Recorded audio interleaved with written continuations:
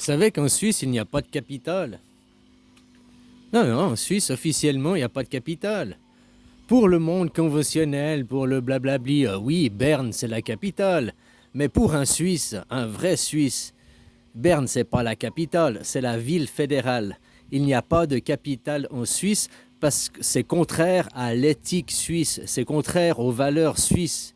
Les valeurs suisses sont l'anarchisme. Le souverain, c'est le citoyen. Il n'y a pas de maître, c'est l'anarchisme à tous les étages. C'est pour ça qu'en Suisse, officiellement, puis tu peux aller vérifier sur Internet, il n'y a pas de capitale. Parce que choisir une capitale, c'est choisir un chef. Donc, ce serait contraire à l'idéologie suisse. Donc, officiellement, en Suisse, c'est un pays sans capitale. Berne est établie en tant que ville fédérale, parce que c'est là que se passe l'administration fédérale, mais elle n'est pas une capitale. Tu vois que si on veut aller pousser sur les mots, comme je t'ai dit, en Suisse, on est un système anarchique, nous n'avons pas de président. Le président, c'est qui? Le citoyen souverain avec le vote, la démocratie directe. Le président, c'est la démocratie directe. Qui choisit, qui est l'ultime personne qui choisit? La démocratie directe. Donc le citoyen souverain, c'est respecté, vraiment respecté. C'est un système anarchique. Ou après, c'est le choix de tout à chacun qui est respecté. La Suisse, on est le modèle anarchique, national-socialisme. Et puis la France, vous êtes le modèle hiérarchique, quoi, avec un président, un roi. En Suisse, on est polythéiste. C'est la liberté d'opinion. Chacun a le droit à son culte, à sa liberté d'opinion. Vous, en France, vous avez la liberté d'expression. Pas tout le monde a sa liberté de culte, justement.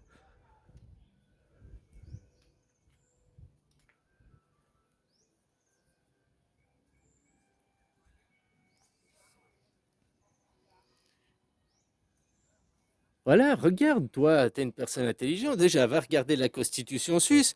Nous, on rejette les religions, on rejette les rois, mais on rejette pas la création, on rejette pas le créateur. Parce que le créateur, la création, c'est nous. Dans ce monde qui est illusion, c'est une illusion de toutes ces illusions qu'elle adhère, qu'on te met dans la tête.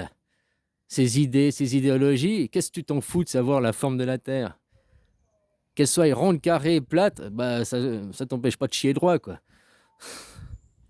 Sauf que c'est des questions pour créer des divisions, pour créer après des... Certaines personnes auront toujours besoin de croire, parce que c'était les anciennes croyances, dans la logique, on devrait dire, bah maintenant, ouais, le globe, quoi. Puis c'est la logique, la suite logique.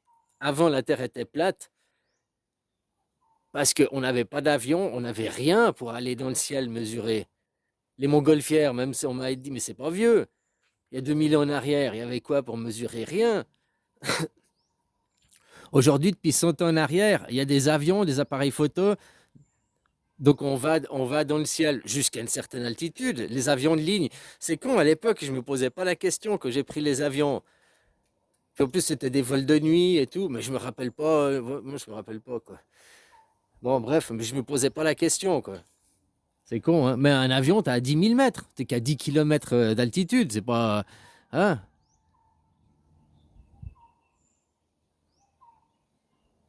Dans la suite logique, voilà. Après, comme je te dis, je ne sais pas. Je n'ai pas été de moi-même en fusée astronaute et regarder de moi-même. Comme toi, comme lui, comme elle.